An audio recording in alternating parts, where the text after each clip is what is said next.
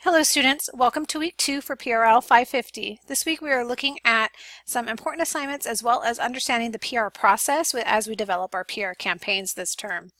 You'll see in the week 2 agenda we're reading chapters 3 and 4. We're also reading and going through a PDF attached that talks about RPI, one of the processes for public relations, campaigns, development, and research. We're watching 2 videos related to that, as well as completing discussion board number 2 by Friday with reply posts due by Sunday, as well as PR campaign activity number 2. You'll see in PR campaign activity number 2 is for you to complete a competitor and audience analysis. It's important that you share information about your competitors and your potential audience members that you want to reach within your campaign. So last week you should have all identified the campaign, the cause, the topic, or whatever it is you want to focus on for your public relations campaign. We are now in the initial phases of our research phase, and by doing this we're conducting an analysis of audience members and competitors.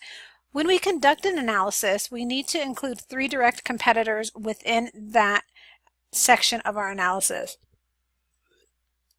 It's important to determine the public relations efforts and successes as well as failures for the competitors in which you're looking at. So some of you have chosen topics.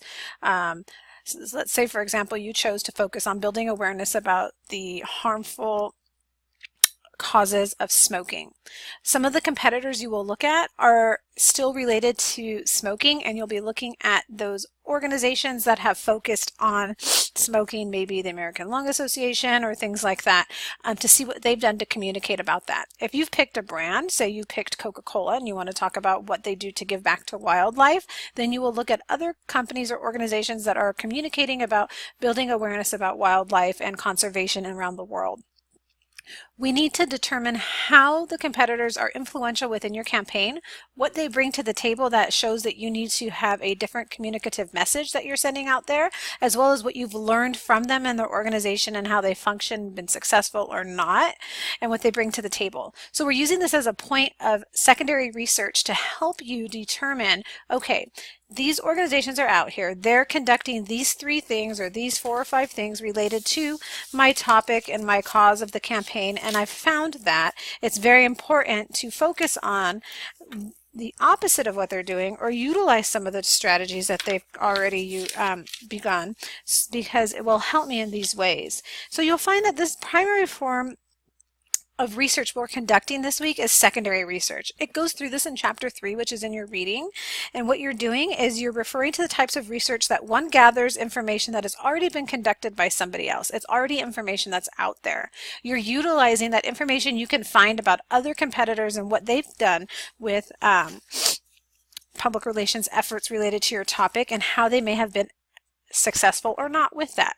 The second thing you'll be doing is providing an analysis of your audience. You're going to need to narrow down your audience very specifically and provide 5 key characteristics of that public. You need to identify if they're a primary or secondary audience. So a primary audience, for the sake of definition, is the audience in which the campaign is designed to target exclusively. Your campaign is designed to reach that particular group of people. Identify them very, very detailedly in a way that I can completely understand who that person is. That can be demographical information, personal communication habits, shopper information, anything that can help me identify them. 5 characteristics for the primary audience. You will also include 5 characteristics for your secondary audience. The secondary audience is the audience in which the campaign is not exclusively targeted to, but they are influenced by the information in the campaign, either by the primary audience or the campaign itself. Keep that in mind. Let that sink in. As you identify this secondary audience, you need to tell me everything you need to know about them. A lot of time in campaigns, you'll see in chapter 3, there's a lot of information about identifying priority audiences. Demographical and psychographical information is often used. Remember, demographical information is the science of grouping individuals by characteristics over which they have little or no control of, like age, gender, race, ethnicity, generational group, things like that. Psychographics is the science of grouping individuals by their lifestyle choices over which they do have control of. So their level of education, their occupation, housing choices, marital status, income, family size, religion, recreational and entertainment choices. Really, there's been a lot of research done in recent years that have focused its attention on 5 significant demographical groups. So I'll be looking for things like this. Are they seniors, which represents an individuals over the age of 50? Baby boomers, people that are born between 1946 and 1964. Midlifers, those 30-somethings or 40-somethings that are looking at life from a midlife perspective. Generation X, or millennials, or Generation Y. So you can categorize them by that sense as well. Additionally, you can also look at their consumer habits, purchasing decisions, media habits, attitudes, beliefs, and opinions, and existing knowledge they may have on your topic. So keep that in mind. You are providing an analysis of your audience, exclusively showing me who the primary audience is, who the secondary audience is, and then the characteristics that make them up, so I can understand, if I were to take your campaign, who those people are you're targeting and how I could implement it from that perspective. To review it very briefly, your primary audience is the audience in which your campaign, is exclusively designed to reach and communicate to. Your secondary audience is an audience where your campaign is not exclusively designed to reach or communicate to them. However, they are influenced by your campaign, either by the primary audience or some other outside factor. It's important to keep that in mind. As we move into discussion 2, you'll see that we're looking at the RPI and the RACE model for PR planning. We're going to go through that this week, and you'll see that there is information about that in the chapter readings that we've already gotten to in week 1 and we're going to move into in week 2. So what you'll need to do is look at and evaluate and understand what these 2 models are for planning, and then 1, describe and fully explain each of them, share how their model relates to PR and strategic communication, as well as providing an example that demonstrates how the company used or could have used one of their models in the campaign, and discuss how this model can be utilized within a public relation campaign as well. Don't forget, your initial post is due on Friday, with reply posts due on Sunday. If you have any questions about this, let me know. Now to get into kind of the meat of what the content is going through this week. We're really spending some time significantly looking at the RACE and RPI model. And I'll be honest with you, I include the RACE model in this course because it's within the course text, not because it's necessarily the best or the strongest method or the most endorsed method to use in public relations. However, since it's in the text, I want you to understand that it is out there, it is used by practitioners, and then compare it to and utilize it against RPI, which is the one endorsed through PRSA, the Public Relations Society of America, and provides us with the industry standard in terms of public relations planning. So the RACE model talks about and is an acronym that stands for Research, Action, Communication, and Evaluation. The strengths of this model tell us that we are going to emphasize the importance of communication. So it's an order in which we plan our campaign. First we start with research, then we move into our action, which is conducting the campaign, communicating information about the campaign, and then evaluating it. So some strengths of this model tell us that there's a clear emphasis on the importance of communication. The primary goal of this plan is to focus on the communicative efforts of the public relations efforts that we're utilizing in our campaign, identifies a clear need for action within our communication process, and notes that effective communication is really pointless without action. Those 2 terms are tied together significantly to let us know we have to act on our communication and we have to formally have a plan for communication within the plan. Some limitations with it, or some weaknesses, is that it neglects the planning process. It's implied that maybe there is a planning process or an implementation process, but it's neglecting it formally in terms of having a plan of action and noting it within our area of research. Additionally, it puts too much emphasis on the action or implementation phase. It tells us we need to conduct research, implies we plan on what we're going to do with that information, and then we jump into acting on it before we've developed any communication related to that. And also within that, the action and communication sections are also too similar. There's not clear definition between how they're different and how they relate to communicating within a public relations campaign. The RPI model is endorsed as a best practice through PRSA. It's the model that if you are not yet in the industry, or if you've been in the industry for a while, you do know that this is the expectation when it comes to PR planning. We need to put it into an RPI. We need to clearly research, clearly plan, clearly implement, and clearly evaluate what we're doing within a strategic communication or public relations campaign. Some strengths are that it formally emphasizes the planning function of public relation. It clearly states an implementation plan. It's widely recognized by the PR industry.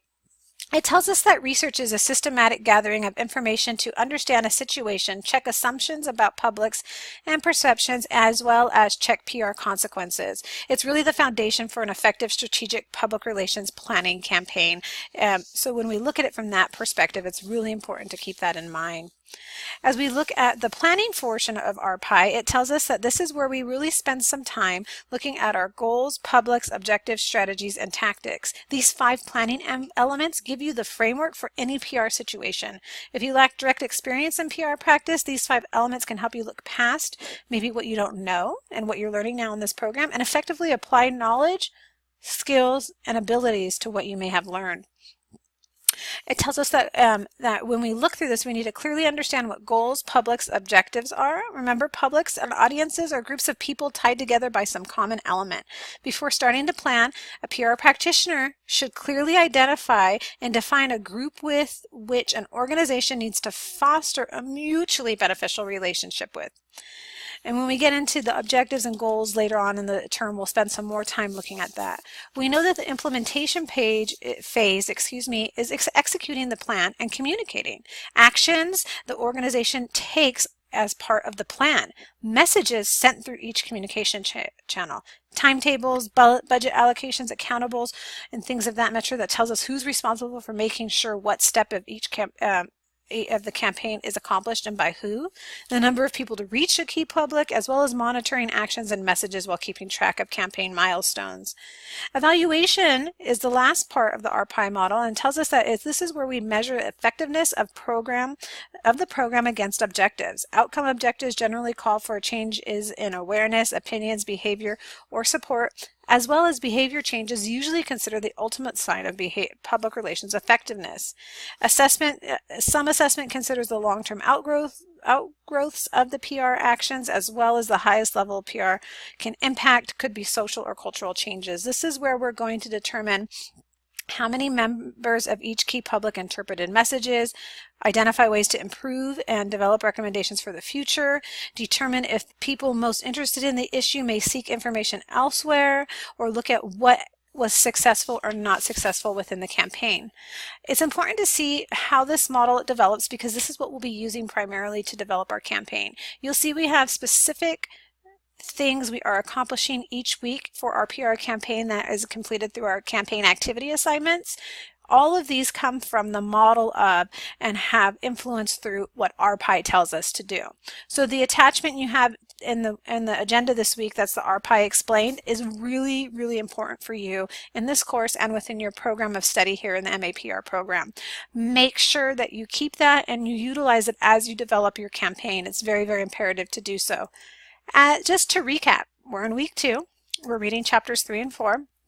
We're also reading a RPI explained PDF attachment. It's just about 4 pages or so. We're watching 2 videos related to the course content, as well as completing discussion board number 2 by Friday with replies on Sunday, and completing PR campaign activity number 2. If you should have any questions or concerns about your campaign, please let me know. Do keep in mind all assignments are graded usually by Friday. That's the internal deadline we have for that within the course. So that way you have time to go through it and apply it to any other assignments that are due on Sunday as well. If you have any questions, like I said, please reach out, and I pray you all have a blessed week. God bless.